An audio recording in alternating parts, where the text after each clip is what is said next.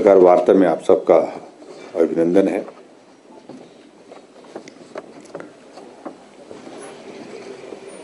ये हम सबके लिए प्रसन्नता का विषय है कि मजबूत नेतृत्व नरेंद्र मोदी जी के मार्गदर्शन में ये देश मजबूती के साथ लगातार आगे बढ़ रहा है।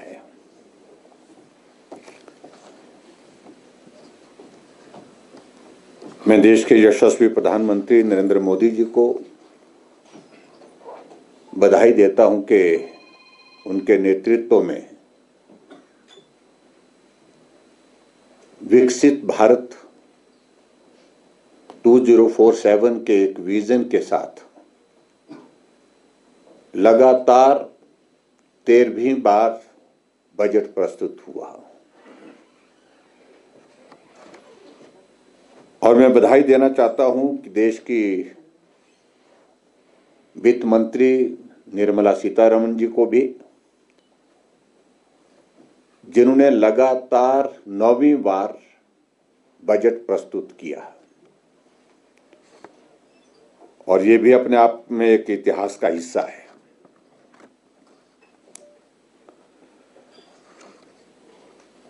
अब की बार का ये बजट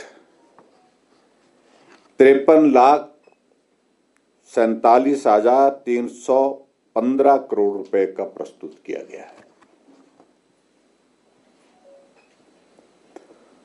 और स्वाभाविक रूप से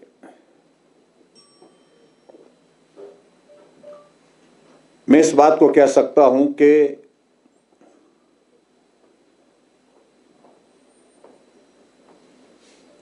भारत एक मजबूत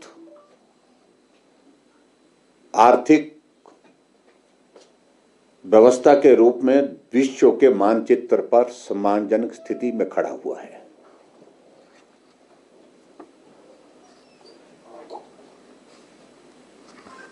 और इस बजट में सबसे ज्यादा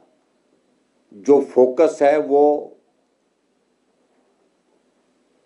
लोक लुभावनी बातों पर नहीं, इस देश को मजबूत आधार इंफ्रास्ट्रक्चर के रूप में मिल सके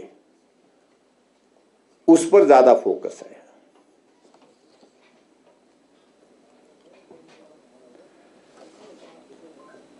मित्रों, आप सब इस बात को जानते हैं कि 12 वर्ष पहले जब नरेंद्र मोदी जी देश के प्रधानमंत्री बने थे तो भारत की अर्थव्यवस्था एक फ्रजाइल इकोनॉमी के रूप में जानी जाती थी। यहां तक कि इस परिस्थिति हमारे सामने आ गई थी कि देश का सोना गिरवी रखने की नौबत आ गई थी। मैं किसी प्रधानमंत्री के बारे में कोई टिप्पणी नहीं करना चाहता हूं पूर्व की,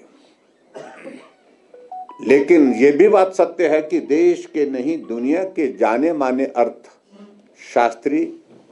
देश के प्रधानमंत्री रहे, लेकिन